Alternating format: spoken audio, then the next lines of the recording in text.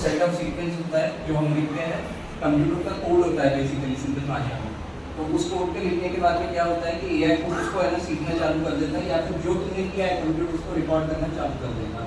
तो जब वो लिखना चालू कर देता है, समझना चालू कर देता है, उसको हम बोलते हैं लर्निंग मैकेनिज्म, ठीक है। और एआई ने फिर क्या किया है कि जैसे तुम जो रोज कर रहे हो उसको हमको अगर यूज करना है तो डेली यूज में उसने है ना अलग अलग टूल्स बना के रखे। सबसे पहले इसका इंट्रोडक्शन और एआई का सबसे ज़्यादा एक्सटेंसिव यूज चालू किया था गूगल, क्योंकि गूगल डे टू डे हमारी हर चीज़ नोट करता है। जैसे मैंने आपको पूछा था कि यूट्यूब कौन यूज़ करता है, तो आपने बोला बहुत सारे जनों को ये पता होगा कि अगर आप यूट्यूब पे जाओ, एक वीडियो देखो, उसके बाद उसके जैसे सिमिलर वीडियोस अपने आप देखना शुरू करते हैं, ठीक है। ये एआई है, क्यों? क्योंकि ठीक है, तो ये है एआई बेसिकली।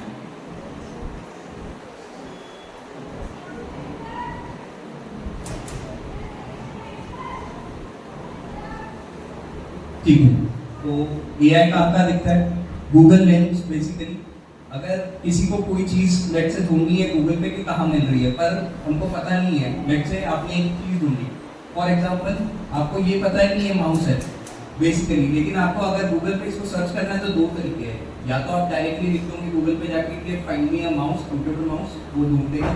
या तो दूसरा तरीका होता है गूगल लेंस। लेंस भी सिमिलरली एक ऑप्शन होता है कि आप इमेज बता दो कोई भी, इमेज को देख के वो खुद रिकग्नाइज करेगा कि ऐसा प्रोडक्ट कहाँ है मेरे पास इंटरनेट में, और वो सेम वेबसाइट पे ले जाके आपको बता देगा कि ठीक है कि ये प्रोडक्ट यहाँ पे मिल सकता है। वो सिर्फ तुम्हारी एक्शंस देख देख के सारी चीज़ें रेप्लिकेट करेगा कि ठीक है ये ऐसे कर रहा है तो मेरे को भी ऐसे करना चाहिए, और इसके ऊपर से कुछ सजेशन दे सकता है। बट एक्चुअल डिसीजन लेना ये आज एआई की कैपेबिलिटी में नहीं आता है। एक्चुअल डिसीजन हमको ही लेना होता है, ठीक है। एआई कहाँ पे काम करता है, ठीक है। एआई डेटा लर्निंग में काम करता है। डेटा लर्निंग बोले तो क्या? Data learning in simple words की जहाँ पे भी हमको डेटा की जरूरत होती है। जैसे अगर आपने कहीं पे भी, जैसे मैंने अभी यूट्यूब पे एग्जांपल दिया था, सेम एग्जांपल, उसमें क्या है डेटा एसेट, कि आपने किस टाइप का गाना सुना, उसका म्यूजिक का टाइप क्या था, उस हिसाब से बचे हुए उसी डेटा पे काम करते हुए यूट्यूब ने क्या किया, बचे हुए रिकमेंडेशन दिया आपको, तो उसको डेटा लर्निंग बोलते हैं। फिर दूसरा एआई में काम होता है सेल्फ इम्प्रूवमेंट। सेल्फ इम्प्रूवमेंट बोले तो क्या? जब उसको कुछ चीज़ दिख रही है, जैसे आप अभी 5 दिन रोज जिसमें अगर हमको एक जगह से दूसरी जगह जाना है तो आजकल काफ़ी कन्वीनियंट हो गया है जब से गूगल मैप्स आ गया है। गूगल मैप्स क्या करता है कि आप जहाँ पे खड़े हो वहाँ से एक दूसरा लोकेशन बताओ कि कहाँ जाना है, और वो क्या करेगा बेसिकली उसके बीच में डिस्टेंस निकाल कर दे देंगे आपको कि डिस्टेंस इतना है, टाइम इतना है। अब उसने निकाला कैसे इतना सारा, सबसे इम्पोर्टेंट बात होती है। तो क्या हो गया है कि आज मोबाइल का कंजम्पशन बहुत ज़्यादा हो चुका है, लाइक सबके घर में ऑलमोस्ट कोई ना कोई मोबाइल होता है। तो अगर कोई रोड से भी बेसिकली जा रहा है तो गूगल क्या करेगा कि वो चेक कर लेगा कि कौन सा इंसान कौन से रोड से जा रहा है। जब आपने एक लोकेशन से दूसरे लोकेशन का रास्ता मांगा है, उसके बीच में उस रोड पे जितने लोग होंगे वो लोगों की चलने की स्पीड देखेगा कि कोई लोग चल रहा है कि कोई दौड़ रहा है या फिर गाड़ी से चल रहा है, क्योंकि अगर कुछ ज़्यादा स्पीड है तो वो गाड़ी से ट्रैवल कर रहा है। तो बेसिकली वो क्या करता है, सारी चीज़ों का एस्टिमेशन निकालता है कि एक बंदा यहाँ पे, एक बंदा यहाँ पे है, यहाँ से यहाँ जाने को इस बंदे को कितना टाइम लग रहा, और उतने पूरे कैलकुलेशन के बेसिस पे आपको फाइनली बताता है कि ठीक है आपको एक लोकेशन से दूसरे लोकेशन पे जाने को इतना टाइम लगेगा। देखा है गूगल मैप सबने? तो गूगल मैप के अंदर काम इसी तरह से होता है कि अगर कहीं पे गूगल आपको रेड कलर बताता है, ट्रैफिक हो गया, तो कैसे बताता है? क्योंकि क्या है कि दूसरे लोग जिनके पास फोन है वो एक जगह पे आके रुक गए हैं, बहुत सारे लोग, और जब बहुत सारे लोग एक जगह पे आके रुकते हैं और आगे नहीं जा पा रहे हैं, तो इसका मतलब गूगल उसको समझ लेता है कि क्या है कि भाई यहाँ पे ट्रैफिक जाम हो चुका है, इसलिए तुमको रेड लाइट दिखता है, रेड दिखेगा कभी कभी नेविगेशन में कि ठीक है यहाँ पे रेड है, यानी यहाँ पे टाइम लगने वाला है बेसिकली। और ब्लू रहा तो सिंपल कि कोई पाथ भी है, हम लोग आराम से जा सकते हैं। कभी कभी ये चीज़ गलत भी हो जाती है। लेट्स से अगर मैं मेरे दोस्तों के साथ कहीं पे जा रहा हूँ, ठीक है, हम लोग 10-15 दोस्त कहीं पे गए हैं, ठीक है, हम सबके पास भी मोबाइल है। अगर उस रूट पे किसी ने वो नेविगेशन डाला और हम 10-15 जने रोड के साइड में भी एक जगह रुक गए, तो कभी कभी वो रेड कलर बता देगा आपको या येलो कलर बता देगा। क्यों? क्योंकि गूगल को लग रहा है कि हम जाते जा रहे थे लेकिन कहीं पर रुक गए, पर हम एक्चुअली रुके नहीं थे, हमको तो साइड में रुकना था, जिनको जाना था वो जा सकते थे। पर कभी कभी आपको नेविगेशन में क्या होगा, कलर चेंज करके बता देगा, ब्लू की जगह येलो या रेड कलर आ जाएगा। तो एआई 100% तो सही नहीं होता है, but most of the times वो सही होता है कि है ना, ठीक है यहाँ से यहाँ जाने का कि एस्टिमेशन है। हमारी ज़रूरत इस चीज़ में आती है कि हमको क्या करना है कि जो प्रोग्राम वो लिख सकता है उसका यूज़ करके हम आगे उसको कैसे लेके जा सकते हैं, ये सोचने की कैपेबिलिटी आज एआई के पास नहीं है। ये कैपेबिलिटी सिर्फ हमारे पास है कि ठीक है उसने इतना कर दिया, अब इसके आगे मैं उसको कैसे कर सकता हूँ। अब जैसे आप ये पीपीटी देख रहे हो जो यहाँ पे बना है, ठीक है, ये पीपीटी मैंने नहीं बनाया, ये एआई ने मेरे लिए बना के दिया है।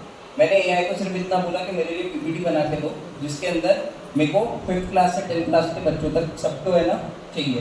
तो एआई ने क्या किया, मेरे लिए पीपीटी बना के दे दिया। उसके अंदर जो जो लिखा है मैंने उसको देख लिया कि सही लिखा है कि गलत लिखा है, और वो देखने के बाद में मैंने क्या किया, ओके बोल दिया कि ये पीपीटी सही है।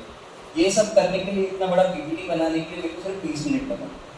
पर अगर मैं एक्चुअल में ऐसे कैसा पीपीटी बनाने बैठता तो मैं शायद 3 से 4 घंटे लगा देता इसके लिए, ठीक है।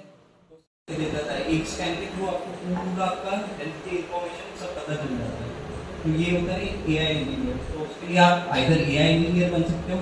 दूसरा, अगर जैसे मैंने बोला कि एक रोबोट ही बनाना है पूरा जो एआई का यूज़ करके जैसे काम कर रहा है, या स्कूल जा रहा है, या फिर कहीं और भी जा रहा है, या फिर हमारे लिए स्पोर्ट्स तक खेल रहा है, अगर ऐसा कुछ करना है तो उसके लिए आगे की फील्ड होती है रोबोटिक्स डेवलपर, ठीक है। तीसरा आता है गेम डेवलपर। अब गेम खेलना तो हम सबको ही पसंद होता है, ठीक है, बीट आउटसाइड क्रिकेट का फील्ड बोलो या फिर मोबाइल में गेम्स बोलो, तो हम सभी खेलते हैं। तो गेम डेवलपर एक बहुत अमेजिंग फील्ड है कि आप नए नए टाइप के गेम्स डिज़ाइन कर सकते हो खुद से एआई का यूज़ करके, और फिर उसको आप मार्केट प्लेस पर डाल दीजिए। तो उस कारण से आप एक गेम डेवलपर बन सकते हो, और मार्केट प्लेस से फिर आपको रेवेन्यू भी आना चालू हो जाता है इस चीज़ का। तो ये है एआई। और फाइनली एक फील्ड होती है data science. AI daily life में क्या क्या मदद कर सकता है, जैसे हमने कुछ एग्जांपल्स देखे, आपके यूट्यूब रिकमेंडेशंस, आपका गूगल मैप हो गया, ठीक है।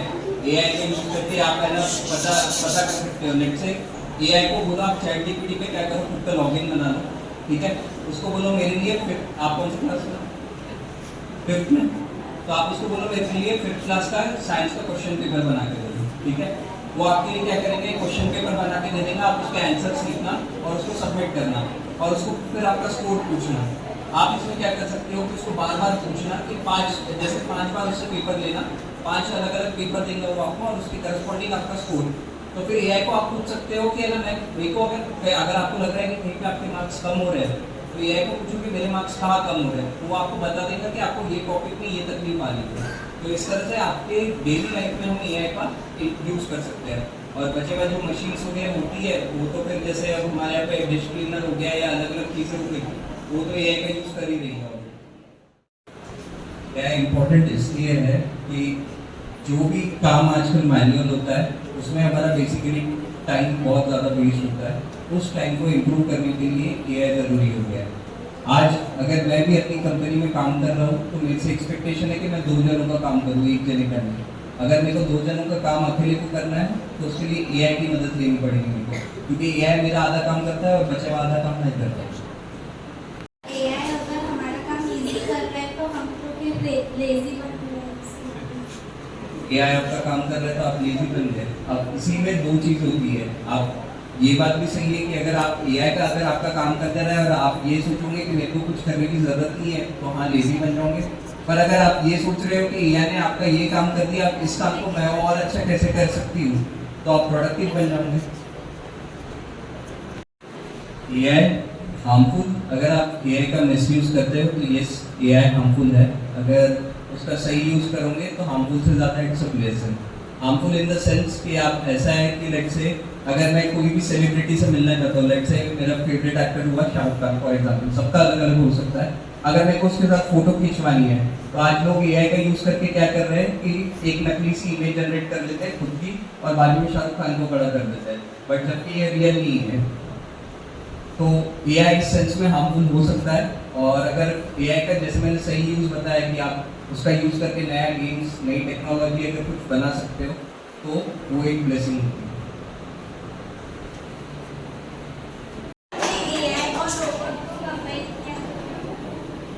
एआई और रोबोट का कंपैरिजन नहीं हो सकता है। एआई एक टेक्नोलॉजी है बेसिकली, और रोबोट के पास जो ब्रेन आता है वो ही खुद ही एआई है। एआई एक सॉफ्टवेयर है, रोबोट एक हार्डवेयर है। अभी डिप्सी बनाया इसलिए गुड। AI इंडिया में इसलिए इतना डेवलप नहीं है, बेसिकली जो हमारे यहाँ के अच्छे इंजीनियर्स हैं उनको पैसे ज़्यादा बाहर मिलते हैं, तो इसलिए वो इंडिया के बाहर चले जाते हैं। क्या है कि लोग चैटजीपीटी जो होता है डीपसीक की तरफ जा रहे हैं। DeepSeek बेसिकली एक नया जैसे AI just like ChatGPT।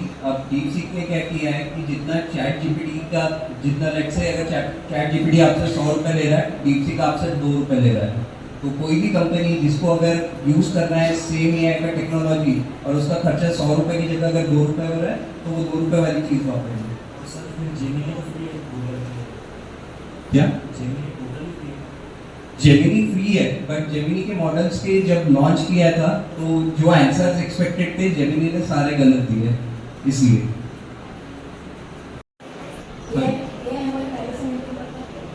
AI हाँ कर सकता है, पर अगर उसका मिसयूज करना चाहे तो बिल्कुल प्राइवेसी ब्रेक भी हो सकती है उसमें।